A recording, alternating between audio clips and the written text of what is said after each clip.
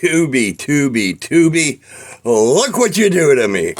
TUBI, you're terrible, terrible, terrible TUBI. Watched a whole shitload more movies. TUBI, why are you full of so many movies that just grab my interest? And I'm like, oh. And they all turn out to be mostly kind of shitty. Let's just get right into it. This is Chetty and Lycan's Horror Party Massacre. This isn't a review of movies. This is just me telling you what I've watched and giving you a little bit, maybe a little bit of the plot. Maybe I'll tell you what I thought of it. Maybe I'll do both. Maybe I'll throw an interesting little anecdote or a piece of information trivial in there. I don't know. Let's start right off with April Fool's Day.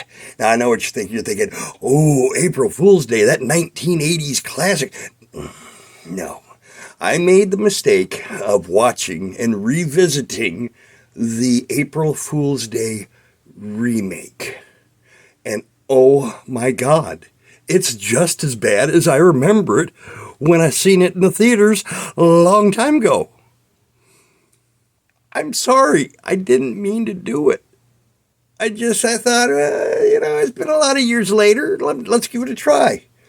I honestly don't even know if this is a remake of the original one at this point because it's so far removed from the original. And there are several other movies out there I've seen that are called April Fool's Day or April Fools or Fool's Day. Maybe this was just, I don't know what it was, except bad. Let's move on and not talk about it ever again on this channel. Thanks. Next up, Inseminoid. Now, what a fun little gem this is from the 80s. This one I've always wanted to see because of that cover, but I never got around to it. Well, TUBI has it, and I got around to it. The movie really starts off like an alien movie. Well, I mean, Aliens, the movie, not an alien movie, but Alien, the movie. The one with the chest burster, blah. That ain't that.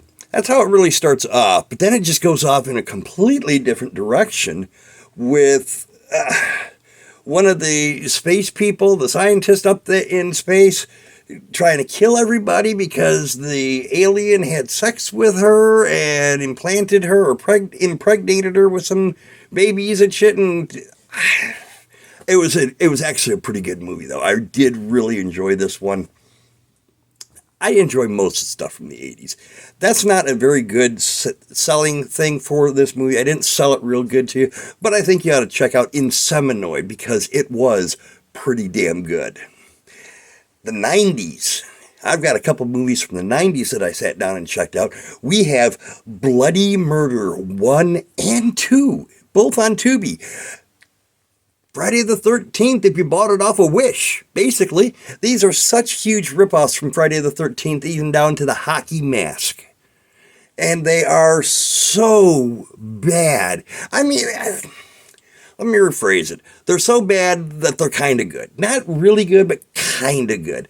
There are campers out at a kid's camp, and there's a killer there as they're trying to set up. Not a lot of new stuff going on with this one, but, I mean, again, like most of the movies on TUBI, if you got some time to kill, it's not horrible. Just don't go in expecting a lot of greatness from this one. The sequel, Bloody Murder 2, has got a horrible outfit for the killer. The killer is not wearing a hockey mask. He's wearing like some kind of just plain old mask, and he's wearing the coveralls or something. It's bad. And part 2, to me, felt like it was supposed to be PG, maybe? Because there is no swearing that I can remember. There is no gore that I can remember. There's no nudity that I can remember. I mean, maybe it was intended as a made-for-TV movie, but what network would play this piece of shit? Again, check it out if you like. It's not that bad. It's bad, but not that bad. I didn't turn it off. Okay. Return to Splatter Farm. Now, this one here... Return to Splatter Farm. Yes, there is a splatter farm from the 80s. It's a shot-on video movie.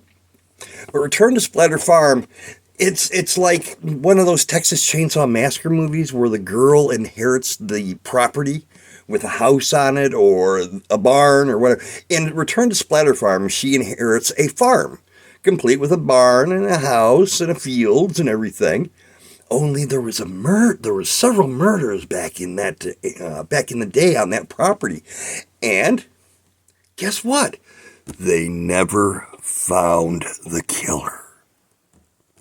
You know where it's going after this. This one actually, surprisingly, I thought was pretty good. I didn't go into this movie with any expectations. I've seen pictures of Splatter Farm, and I was never too excited to see it. I kind of want to see it now. The cover for Return to Splatter Film, oh my God, the artwork for the poster is just to fucking die for. It's amazing. And then the movie itself, not that bad, really. I enjoyed it. I would watch this one. In fact, I watched it on TUBI, and then I went and bought it. They were running a sale, and it was only 99 cents, but I bought it so I could own a copy of it.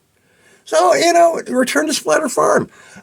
I liked it. I recommend it. Give it a shot. Don't go in expecting, high quality, high class Halloween or Scream fare. Hell, don't even go in expecting to get the Wish version of Friday the 13th. But this one was good. I enjoyed this one. Lastly, we're going to talk about Camp Massacre. Now, this is a horror comedy, but man, it was really good. This one has Jim O'Rear in it as the host of a television show that takes place at basically a fat camp. They have several guys on there that are large and in charge. They're overweight. The whole goal, you've seen it before on like The Biggest Loser, where they go through X amount of days trying to lose weight through diet and exercise and teaching them new meals that they can prepare. Whoever loses the most weight at the end is the winner and gets $1 million, I think is what they get. But it turned out to be really good. Of course, there's a killer there. It's another whodunit. Who's the killer? You're trying to figure it out the whole time. It's a comedy. It's a horror movie. The horror is good. The comedy is great. It's got Al Snow in it from WWE. He is fucking hilarious in it. Camp Massacre was definitely worth watching. I love it so much. I Facebook PM'd the director to find out where can I buy a copy of it, and he doesn't know where I can get a copy of it, which is sad because I really liked this movie. I was talking about this one for days. Now you may go and watch this on TUBI, Camp Massacre, and you may think, I'm going to unsubscribe from Shetty and Likens Horror Party Massacre because this guy's a dumbass. But I liked it. Check it out and give it a chance. Out of those movies, the ones I recommend the most, Camp Massacre, Inseminoid, and Return to Splatter Farm. The other ones, not so much. Those are only out of, if you come down with pneumonia and you're bedridden, or if you know someone that's bedridden and you want to torture them, you can put these other movies in. That's all we have time for on this TUBI time. Check out TUBI, the movies we watch. If you've seen any of them, or if you sit down and watch any of them because of this video, let me know what you thought. I'm very curious because this is quite a bit of... these are all over the fucking place, man. I'd be very interested to see what you guys think of them. Let me know below in the comments. Stick around until the next one. Keep watching those horror flicks on TUBI, and by God, stay fucking spooky. I like it spooky. I want to thank you. Anything you want, you just name it. I believe both the guy that did this one, I believe, is the God. Never mind, I'm going to cut that part out. I believe both of them are done by Donald Farmer. I believe. I'll have to double check that. If it's not, I'll edit this part out.